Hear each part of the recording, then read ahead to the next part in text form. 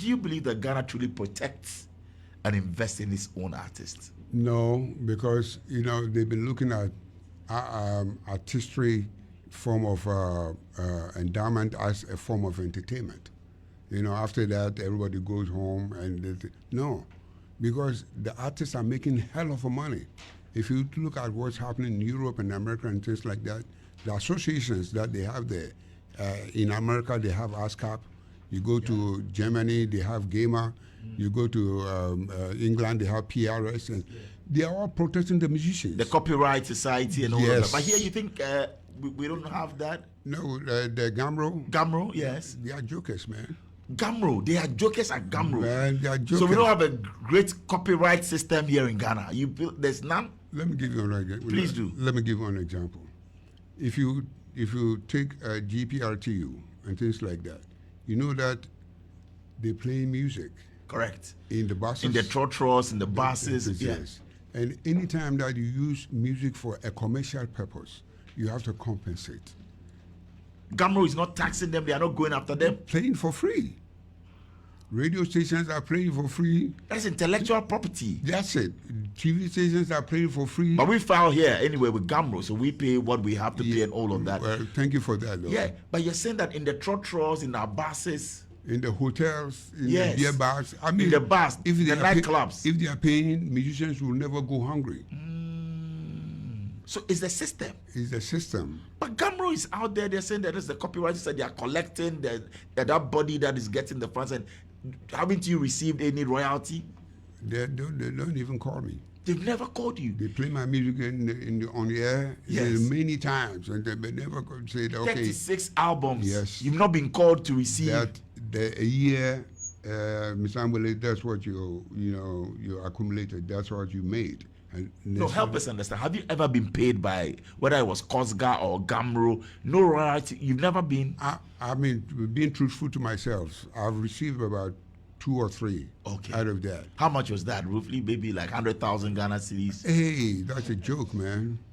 100,000? Yes, sir. Ooh, man. How much did you receive? Sometimes they call it, some of the musicians and the composers, they call and give 500 cedis. What? Out of the whole year. 500 cedis. I'm telling you, Gyedu-Blay Ambolley said it. Make an investigation for yourself. Wow.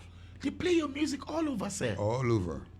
So that's why you see, when I came back from America, the musicians that I knew, sometimes when they fall sick, no money is even to go to the hospitals. But they are using their music every day.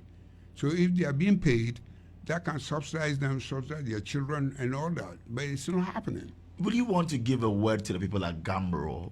Maybe they also want to hear from you. Maybe get involved. You think that GHAMRO is not doing much for the industry? They've been fighting me all the time. Because really? There's Uncle Abraham. He's doing a fantastic job. They're all jokers, man. Abraham is a joker at GHAMRO. All of them. You see, the experience that I had when I traveled and when I came back, I was trying to bring that kind of experience, because if they are making it over there, we can make it here.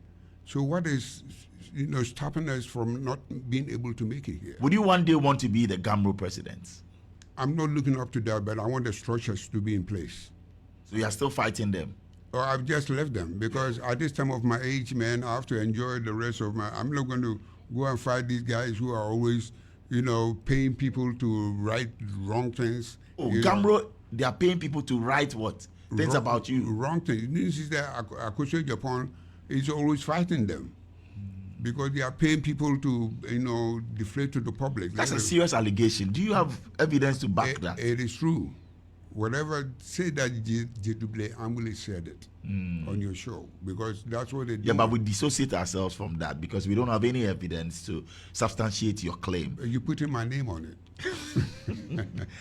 GHAMRO, they are paying people to destroy you and Akoso Japan and all of that. I mean, because, giving wrong information to the public, make them to know that they're doing the job. They are not able to collect nothing from whether it's state hotels or beer bars or GPRTUs and things like that. What about MUSIGA, the Musicians Union of Ghana? That's another joke. That's another joke? Yes. Besas Simmons is there. I mean, we all know Uncle Bessa Simons is doing a great job. He's out there. You think MUSIGA is not playing its role? Government gave them 2 million CDs. During Obo's time? Yeah, what happened with it? They said that they used that. Oh, but I thought Obo was your friend. Didn't you ask Obo? It's not about friendship. It's about the structure, because they tell me that they use that money for what we call it. What was the word for it? Was it workshops? Workshops and all that. Oh, you didn't benefit from the workshop and seminars and all of that? Nothing. Bice or Seko for Obo? All of them. You didn't ask him? He's been fighting me. You are fighting everybody. Well, you see, when outsiders will think that, oh, Gyedu-Blay Ambolley wants to be president, that's why he's talking. No.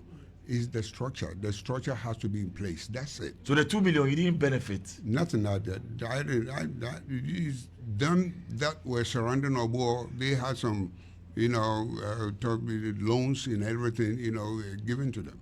Have you spoken to the new president, Bessa? Bessa Simons has been there for some time. But Bessa has been following Obo how many years now? So Bessa is following Obo? It's a continuation of Obo.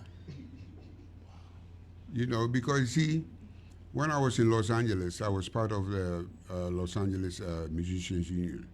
Los Angeles, they had studios. They had what we call it, rehearsal places. If they're charging outside, anybody that comes to the studio, if they're charging maybe $100 an hour, if you are part of the union, they charge you about $25. Oh, wow. So they do something like that. And if you want entertainment, you go to the union, because the union has the names of all the musicians. So if you want the reggae, or if you want anything that you call for, they'll choose their members and let them. I think we should get that system here in Ghana. It's about time. MUSIGA should even have recording studios in every region. Thank you. You should have that and subsidize it. And Thank you. I think I'll speak to Bessa Simons. I have to bring him on the show and find out why we're not doing this, because it's a great one. But you see, we have musicians, we have performers in Ghana. Those who are making money, if you count them, they are not even 20. Because we count Shatawale, Sumboy, Sarkodie, and Samini, they are not even 20. So out of the population, it's only a few that are making monies by playing concerts, gigs, and things like that. They are not being able to sell their music because nobody's buying their music. When they make the music, they're waiting for the music to be put on what we call it. The music platforms like Spotify, like Boom Play, and all of that. But that's where the